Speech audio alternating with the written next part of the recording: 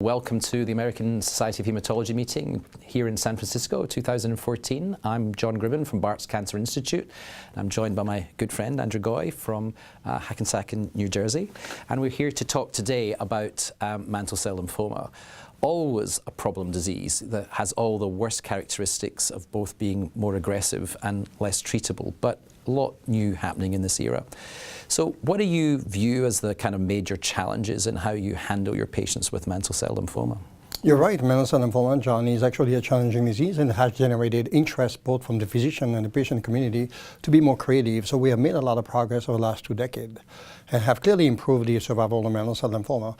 So the challenge of mantle cell lymphoma is that it's a disease with standard therapy that becomes chemo-resistant very quickly.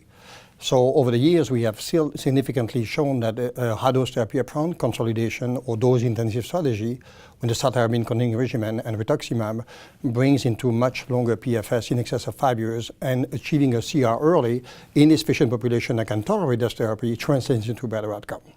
Well, you raised that issue about those who can tolerate that therapy. Of course, like so many of the other, I hesitate to use the term indolent lymphoma for mantle cell lymphoma. I don't think it's an appropriate term anymore, but like so many of these other diseases, there are, of course, a large number of patients for whom these very aggressive approaches haven't been ideal. You're exactly right, because the median age of diagnosis is in the mid to late 60s, so these patients cannot go on high-dose therapy. So there's an unmet need to try to develop novel strategy. So the R-CHOP became the default in that setting, and then the median progression for survival is not very different than CHOP, as you've shown actually several years ago. And then although it improved the CR rate, it doesn't improve the PFS. So the BR, bendamustine rituximab, is slightly better in PFS, and it's a bit less toxic in that older population. So it became a backbone to try to build up on this. So there's been a number of strategies, both with R-CHOP and with the BR, to try to build up on this. So R-CHOP bortezomib was just approved by the FDA based on the data presented at ASCO with a significant 60% improvement of the PFS in a frontline setting. So this is replacing the vincristine by bortezomib versus R-CHOP.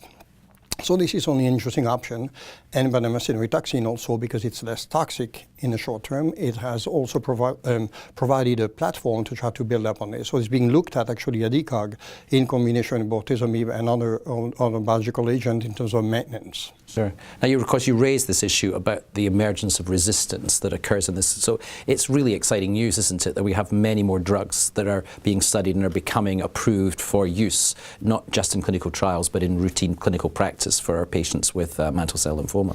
You're right. In a frontline setting, there's already, as we discussed, a bit of debate on how to treat this patient. In a relapse setting, there's no good option with standard therapy, even with a high-dose therapy and transplant. And outside the small subset of patients that can undergo a mini allo transplant given their age and have a long-term benefit, there's no great option. So all these novel therapies offer an opportunity, and there's a number of them. Obviously, bortezomib was the first one approved in the US, and then lenalidomide and ibrutinib, and in Europe we have temsirolimus and ibrutinib. So this provides a platform to either build up again with combination chemotherapy, but also more interestingly to start to develop non-chemotherapy option in that setting.